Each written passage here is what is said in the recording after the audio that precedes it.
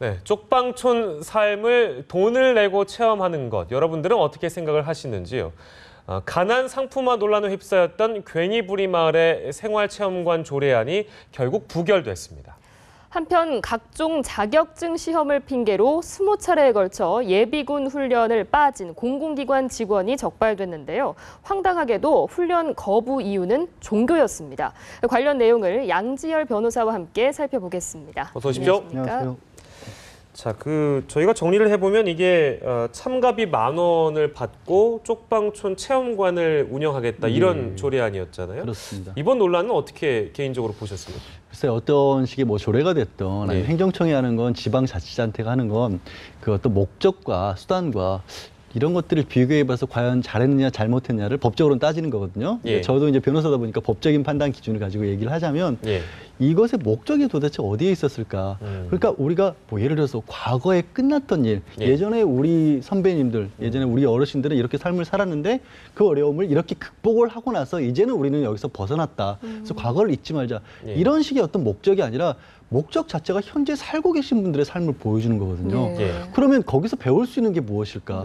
그게 거기 계신 분들의 삶에 뭐가 도움이 될 것이며 거기서 배워와서 체험을 해서 그다음에 얻어서 나올 수 있는 것은 무엇일까? 그러니까 보통 목적 자체부터가 사실은 저는 와닿지가 않는 경우였죠. 이번에 일 같은 경우에는.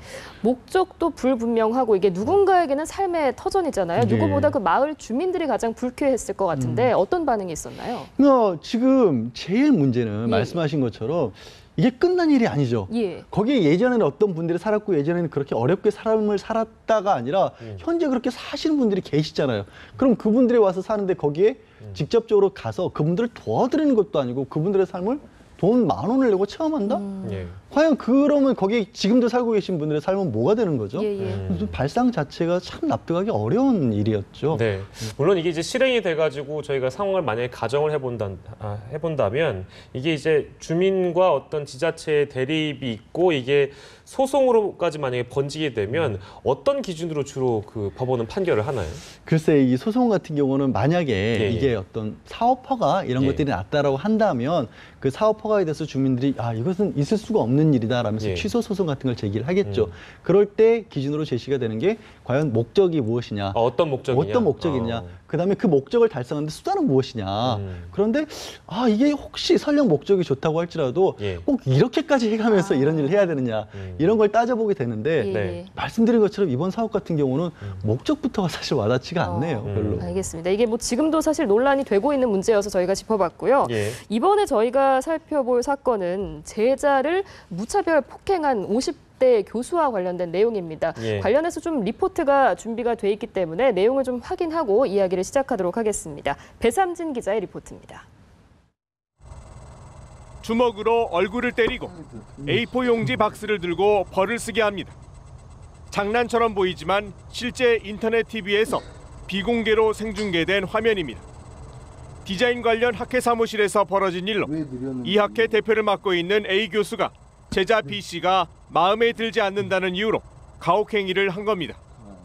A 씨는 2013년 3월부터 지난 5월까지 수십 차례에 걸쳐 야구방망이 등으로 폭행했고 얼굴에 비닐봉지를 씌운 채 40여 차례에 걸쳐 호신용 스프레이를 뿌려 화상을 입히는가 하면 10차례에 걸쳐 인분을 모아 강제로 먹이기도 한 것으로 조사됐습니다. 종종 굶기고 2, 3일씩 잠을 재우지 않고 과제 제출도 강요했습니다. 자신이 자리를 비웠을 때는 단체 카카오톡방에 오늘은 딱이 몇 대씩으로 다른 제자들에게 폭행을 지시하기도 했습니다. 심지어 A 교수는 B 씨가 신고하지 못하게 하려고 1억 원의 채무 이행각서를 쓰게 했고 변호사를 통해 공증까지 받았습니다.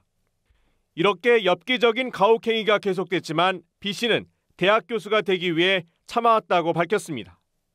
범행 일체를 부인하던 A 교수는 증거를 제시하자 선처를 요청하고 법원에 1억여 원을 공탁한 것으로 전해졌습니다. 경찰은 A 교수와 폭행에 가담한 제자 2명을 구속하고 B 교수의 정부 출연금 횡령 혐의에 대해서도 수사하고 있습니다. 연합뉴스TV 배삼진입니다. 네, 저희가 함께 영상을 보면서 참 충격을 금할 수가 없는데요. 이 교수 어떻게 봐야 됩니까? 글쎄 저는 이게 정상이 아니지 않을까요? 저는 이게 처벌 이전에 처벌은 물론 엄청나게 뭐 충분하게 죄값을 치르고 하고 그 이전에 도대체 정신적으로 뭐가 있어서 이 사람이 이런 정도의 행동까지 했는지도 연구를 해봐야 될 필요가 있는 게 예. 그래야 사회에 이런 사람들이 다시 나타나지 않을 거 아니에요. 여기 나타난 뭐 리포트에서 보여줬던 장면들은 하나하나가 다 중범죄입니다. 야구방망이로 제가 이 다른 기사를 보니까 전치 6주의 상해를 입혔어요. 단순한 폭력이 아니죠. 거기에다가 뭐 정말 끔찍한 인물을 먹인다거나 아니면 무슨 가스 스프레이 같은 걸 뿌린다거나 이런 것들이 각각 독립해서 그때그때 행위를 했을 때마다 네네. 중대한 심각한 범죄들이었죠.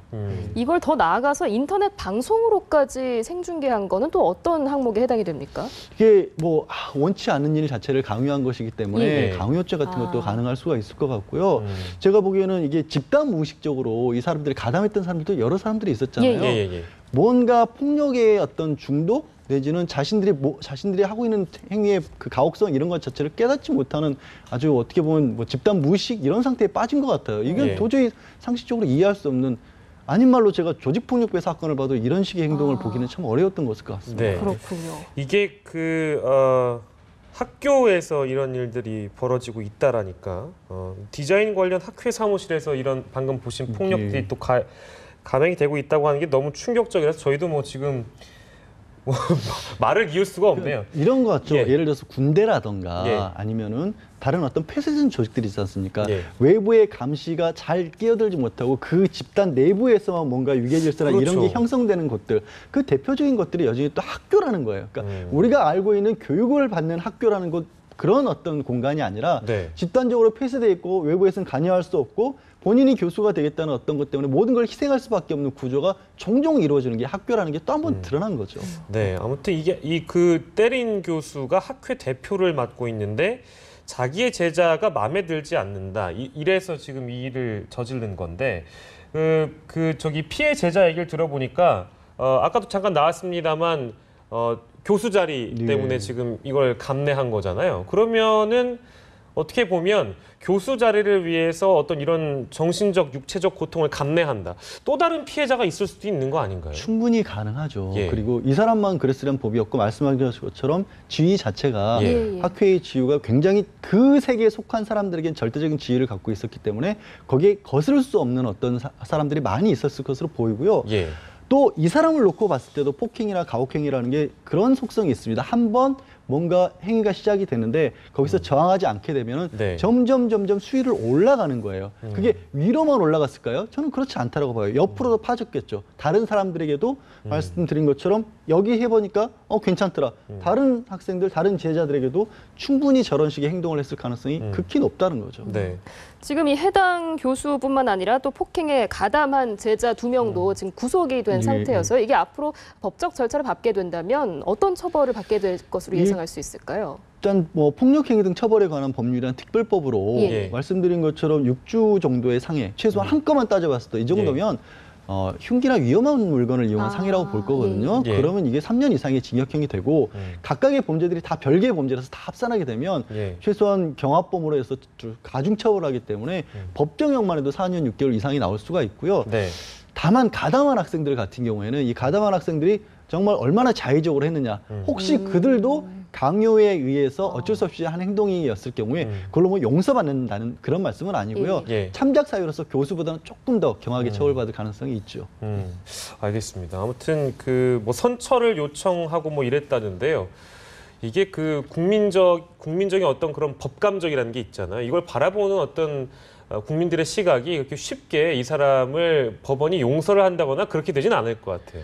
우리가 뭐 지난해부터 여러 가지 걸로 사회적인 풍토에서 네. 갑을 논쟁이 참 많았지 않습니까? 절대적인 갑의 지위에 있는 거죠. 교수와 학생의 자리에서는.